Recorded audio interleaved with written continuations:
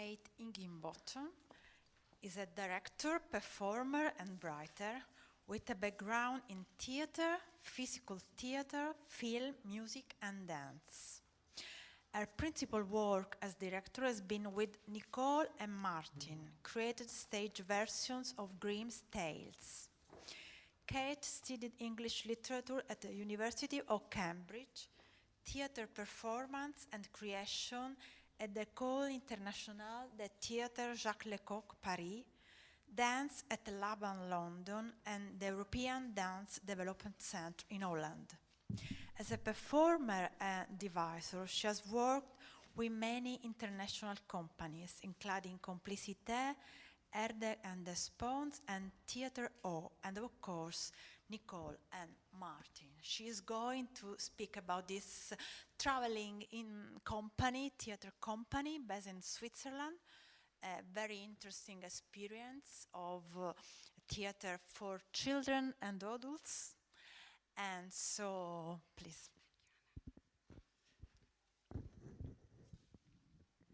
That biography bit is always really weird. It always feels like they're talking about your evil twin or something. Can I invite you to stand up, please? And move into the center so we can be a bit together and also so you can see the screen. So please do move in. Thanks. And then sit down again. Please take a seat. Please come in. Please be seated.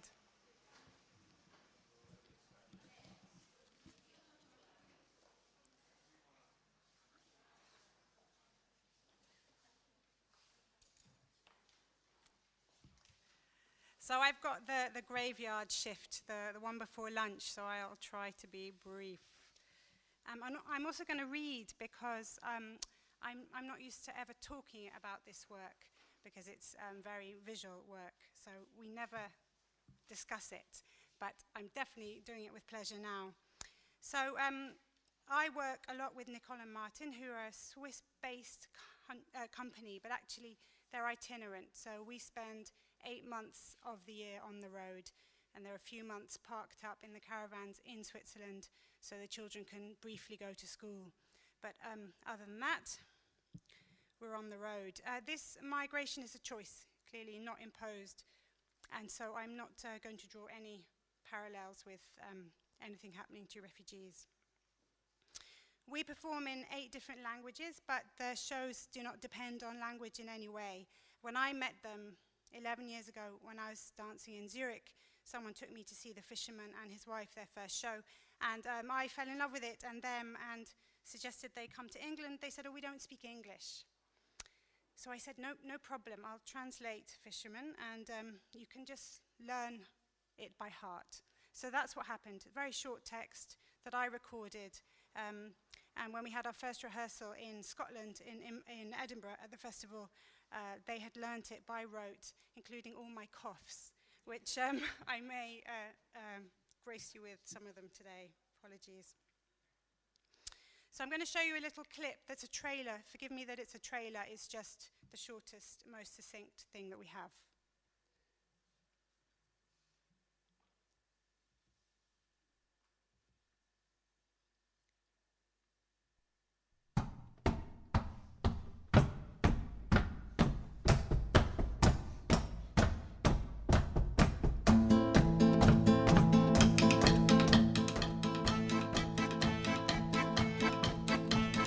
Yo, yo, yo, yo, yo, yo, yo, yo, yo, yo, yo, yo, yo, yo, yo, yo,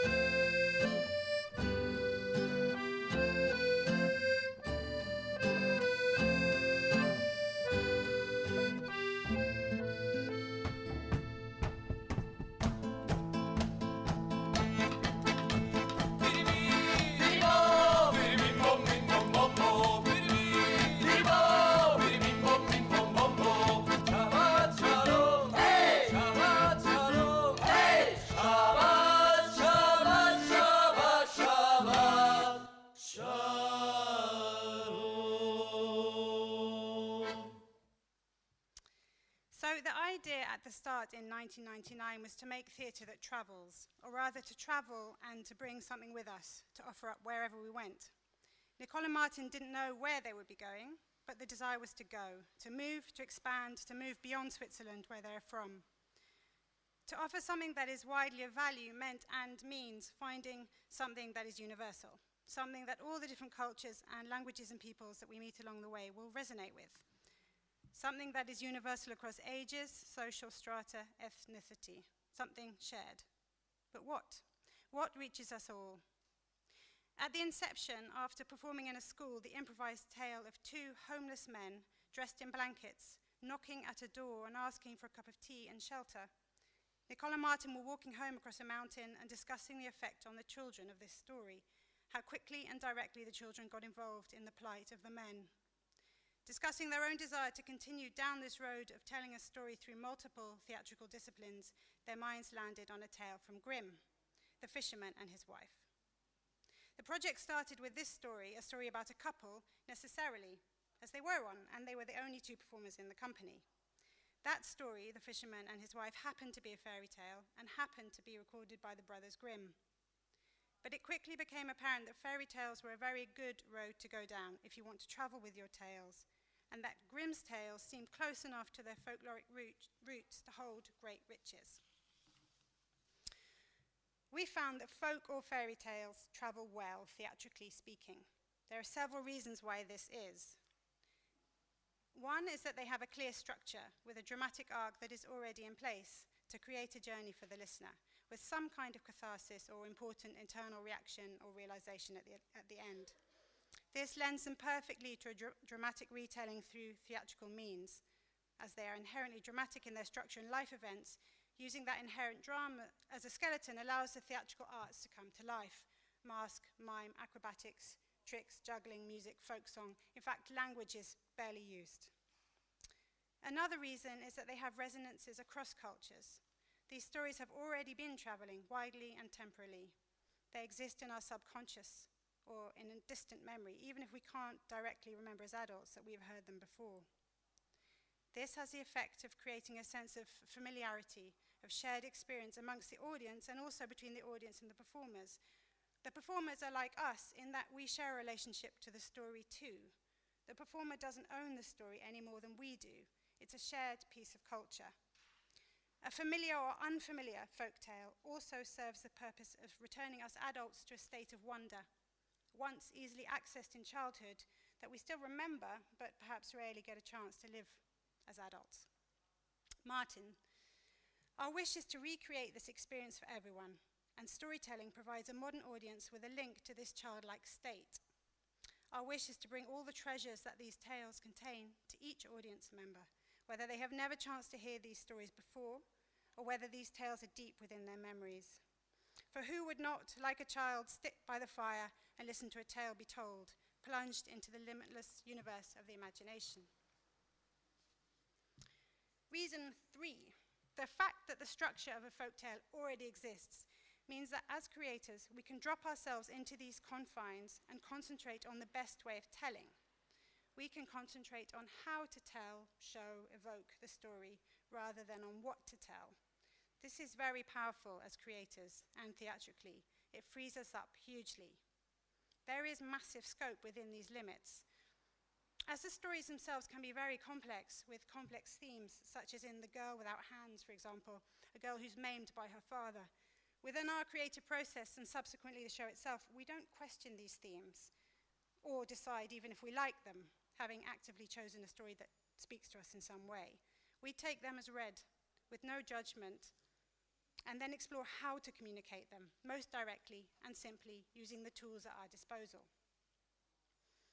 In our case, the tools at our disposals are only, in inverted commas, Martin and Nicole's bodies, voices, and musical instruments, and our tent, which I'll talk about later. And for the last few years, the bodies and voices of Martin and Nicole's children too. The use of these most basic shared human attributes, muscle, bone, gait, voice box, and musicality, speaks directly to the audience about their own bodies, lives, and experiences, no matter who they are, where they're from, and how old or young they are. Using only what is also creates a joyfulness of invention and possibility and sense of play, like children's imaginary games. We don't rely on complicated gadgets or expensive equipment. Everything we do can be done by you two, with some training. This is very joyful for an audience and very direct. For example, with The Fisherman and His Wife, the whole show was designed to be told out of a single trunk, a box. This came from the constraints imposed by traveling. It had to be transportable. But this seeming spatial constraint ended up creating a sense of vastness that is directly linked to the small space from where it emerges. Here are some images of the trunk being used.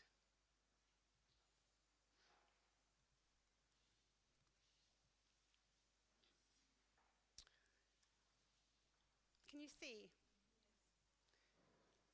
So that's being the hovel that they live in. Becomes the cottage that they live in, very happily.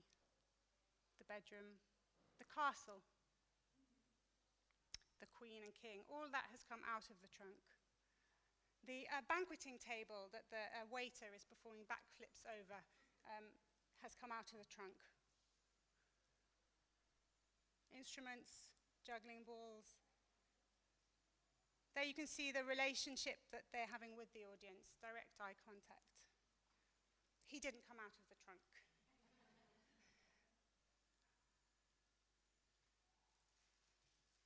So you can see it's sort of become very big. That's the Pope. And then I'm just going to show you also a very simple, essentialized way of showing a storm. So the sea in The Fisherman and His Wife gets more and more tempestuous. So we've just done that with color and movement. And this provides the skeleton of the story.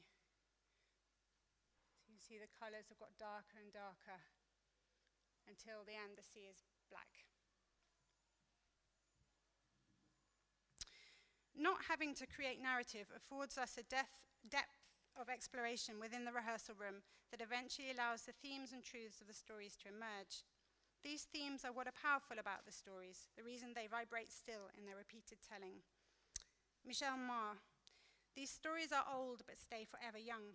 It seems that they contain something that renders them immortal, some secret that no one has ever truly managed to unveil, which of course is no reason to not keep trying. So we've been trying for 16 years, and we know this to be true because people come back and again to see the same story, their own relationship to it shifting over time. I personally have been working on these shows for 11 years, and I have never yet tired of them. In fact, as artists, we move through them according to our own development and lives. As Nicole and Martin have become parents, and me and Auntie, the boys are now integrated into the shows. And the new show, I and John, is a rite of passage for them as boys and performers, as much as it is for the audience. So in I and John, this is Sasha playing the young boy barely out of nappies. Samuel plays the boy who's growing up in the forest with I and John. Nicole plays the adolescent boy who begins to discover poetry, gardening, and his strength. And Martin plays the adolescent becoming a man. The stages of life are felt by all of us, of whatever gender. And the fourth reason why this kind of theatre travels well and reaches people, no matter what culture or language, is the body, as has already been mentioned today. Using the body as a way of communicating is also very joyful for an audience and communicates in a very direct manner. Ensuring that the actor is fully physically engaged means the acting is not at all psychological on the part of the actor. This is really important. We need no psychological explanation. Seeing a state through the body, our bodies remember. We experience direct mimesis. I'm going to show you a few photos of physical attitudes, and you'll see that what is communicated can be felt very clearly without any explanation.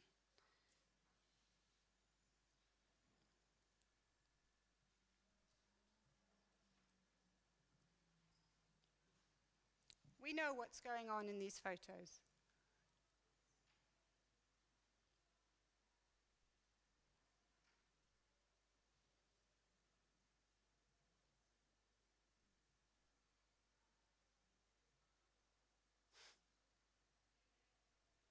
girl's just lost her hands.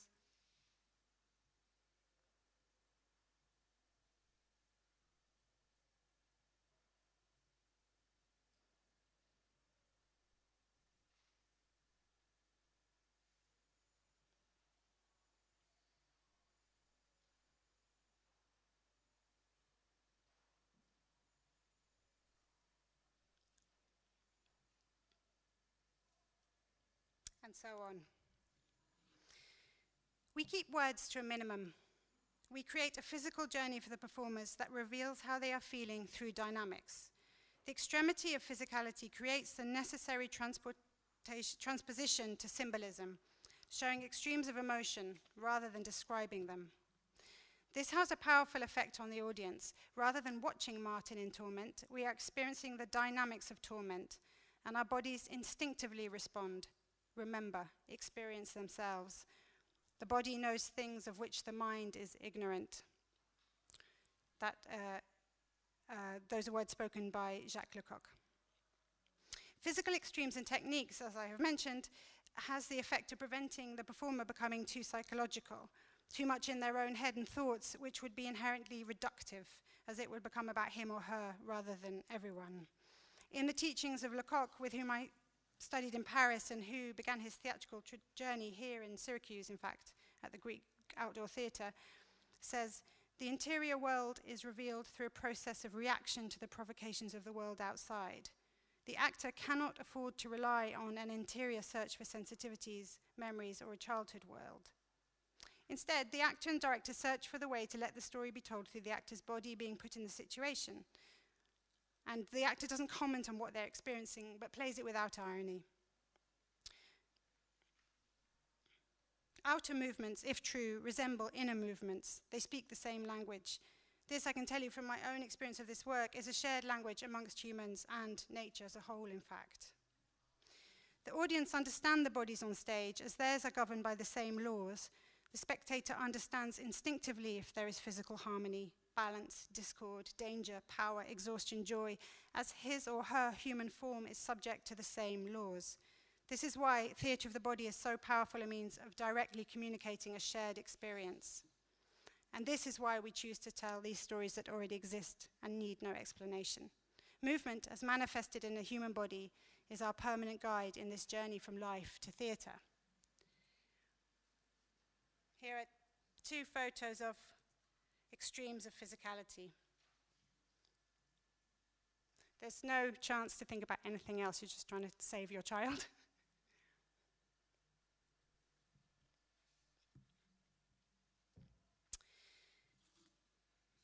My colleague Dominique, who also works on the shows, says, we remain true to the stories handed down to us so as to preserve their contents and symbolic meaning. In our work, we try to create the right scenes and atmospheres on the stage using as few words and objects as possible.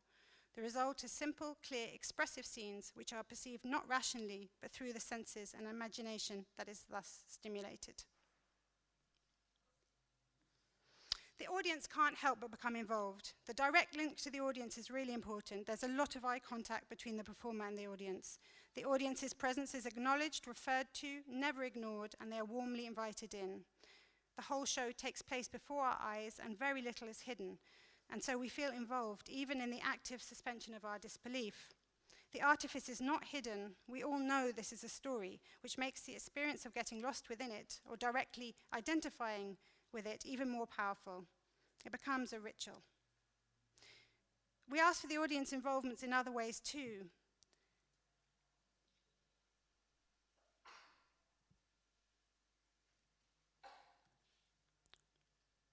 The audience sing with the girl to protect her from the darkness of the devil character. Here's a child playing the role of the fisherman. Here's another fisherman, and another one.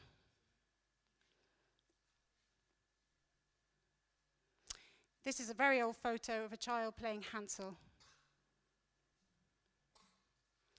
That's a child playing the cat in The Musicians of Bremen. These all photos are of boys, but there are equal numbers of girls who join in. Here are the children eating gingerbread in Hansel and Gretel. there's Martin and Nicole eating gingerbread and Hansel and Gretel.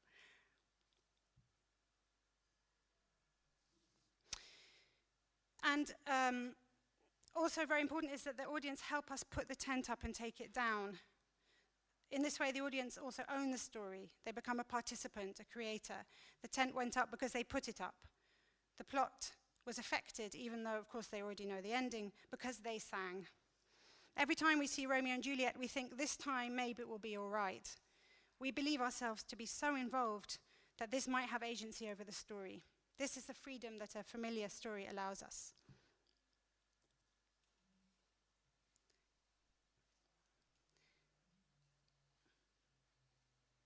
Here are just, I won't show you all of them, but just some photos of the tent going up. So the tent goes up every Tuesday in a different place all over the world. And local communities help put it up. Some people just like to watch.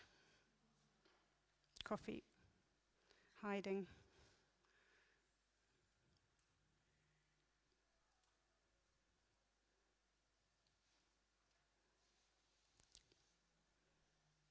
It comes out of a lorry and goes back into a lorry. That's the stage, lunch, and there it's up.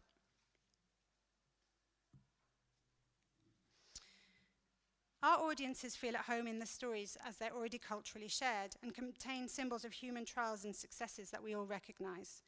Audiences are also at home at the sight of a body and the sound of a voice. How to allow them to feel at home in the architectural structure that we bring with us? Nicole and Martin as a company and family travel. Home comes with us. The caravans are always home. There's no house anywhere else for Nicole and Martin. In this way, there is never a longing to be anywhere else. A sense of displacement is mitigated against. There is security in the familiar amongst the shifting landscape. The caravan provides a place to sleep and eat and relax. And a very strict daily routine means no reinvention, even if everything else has changed: language, food, view, currency. Strict daily routine creates stability and the creation of a strong internal security. Each day is very precisely planned and ritualized, with physical training at the center of the structure. The body is also the home, and the tent facilitates this. It's where the daily hours of physical training happens and where we all lie down on the felt stage and dream things up.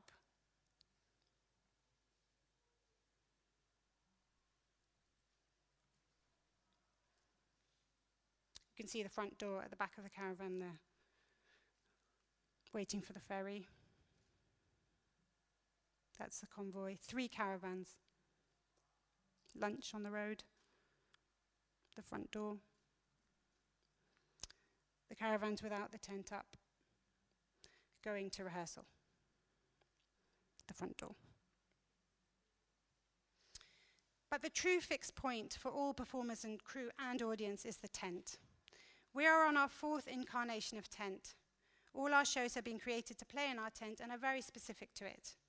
When Nicole and Martin started out, the tent was very small, 150 people on benches, on grass, a stage that was a carpet on the floor, sunlight filtering through the canvas. I have a photo from the first show.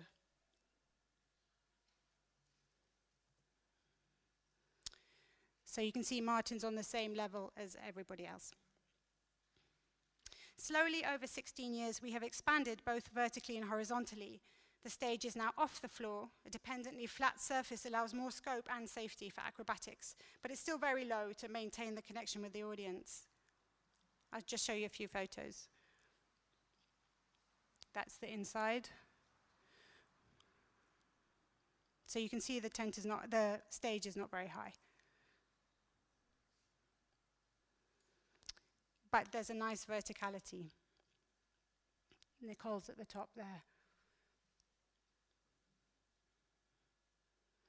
Hiding in a town. That's from the kitchen window.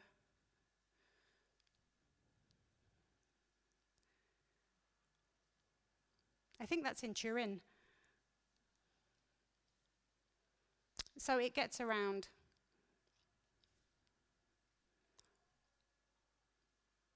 You get the idea. We have tried to create a kind of universal theatrical home. We want to create the feeling in our audiences of sitting around a campfire, listening to a story being told, the faces of our fellow audience visible in the firelight. You can see the expressions and reactions of the people around you and opposite you, and this is very central to a collective experience. Delight and humor are increased, and in many cases awoken by seeing it in the faces of those opposite you.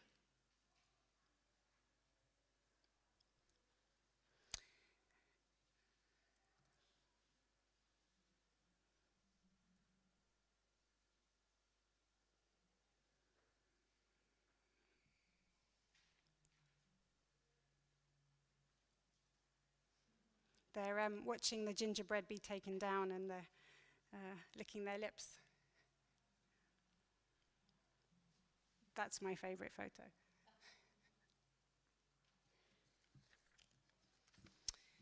I was thinking about what Matthew was saying about community having borders. Certainly, what we're trying to create is something that's very, very fluid. It's a communal experience in that moment, and that's it. Community shifts and ebbs and flows, and we're having one collective experience, and that's all that we are trying to do. The tent's always traveling. Tuesday it's put up in another location, and the ritual of putting it up takes 8 hours and is always the same. Even the same food is served, only the people and place change. Our tent is circular to mimic campfire circles, to avoid hierarchy, no one has a better seat than anyone else, and to allow visibility of other audience members as shown. The wooden structures are friendly and enclose us in a curve. It's safe and centralized and feels vast and very contained at the same time. People always comment that it feels much bigger inside than it looks on the outside. Our tent is white, and that's on purpose too. It's to create a sense of it being new each time, a blank canvas each place that we go, so that the performance is always happening as though for the first time. There are no traces of previous performances. We clean the dust of the road off it so that it's new for all of us. Audience and the performers share this space so that something can take shape between them, that is at the same time very ancient, but can only exist in the present moment, right then, right there, in that tent, amongst those people. It's deeply personal. That's what we understand theatre to be.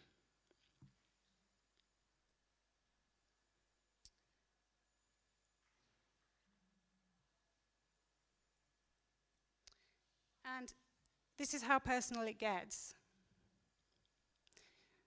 That's a husband and wife and child. That's watching his parents train.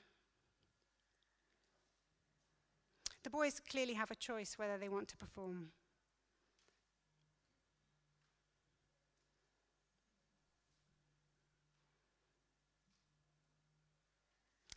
That's the fisherman's wife going to work.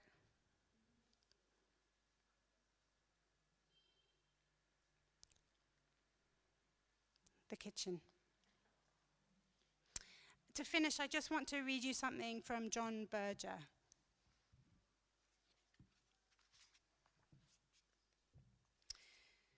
Philosophy is really homesickness. It is the urge to be at home everywhere. The transition from a nomadic life to a settled one is said to mark the beginning of what was later called civilization. Soon, all those who survived outside the city began to be considered uncivilized, but that's another story to be told in the hills near the wolves. Perhaps during the last century and a half, an equally important transformation has taken place. Never before our time have so many people been uprooted.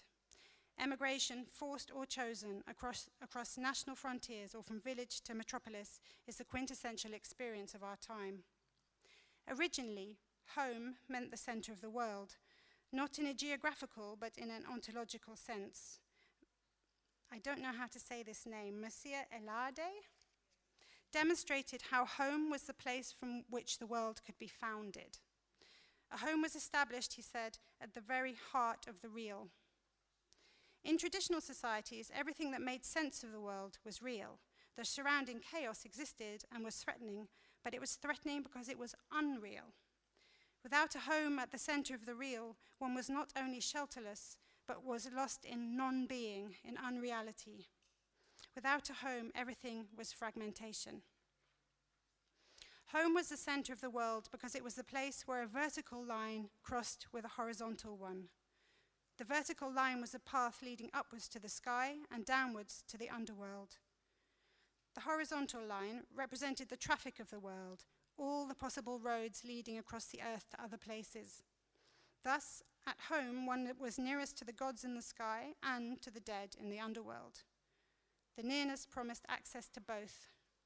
At the same time, one was at the starting point and hopefully the returning point of all terrestrial journeys. The crossing of the two lines, the reassurance their intersection promises, was probably already there in embryo in the thinking and beliefs of nomadic people, but they carried the vertical line with them as they might carry a tent pole. Perhaps at the end of this century of unprecedented transportation, vestiges of this reassurance still remain in the unarticulated feelings of many millions of displaced people. Emigration does not only involve leaving behind, crossing water, living amongst strangers, but also undoing the very meaning of the world and, at its most extreme, abandoning oneself to the unreal, which is the absurd. Thank you very much.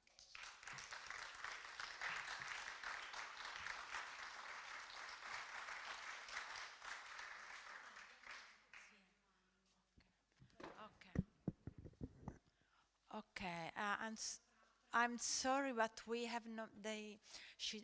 Valentina is telling that we have no time for questions.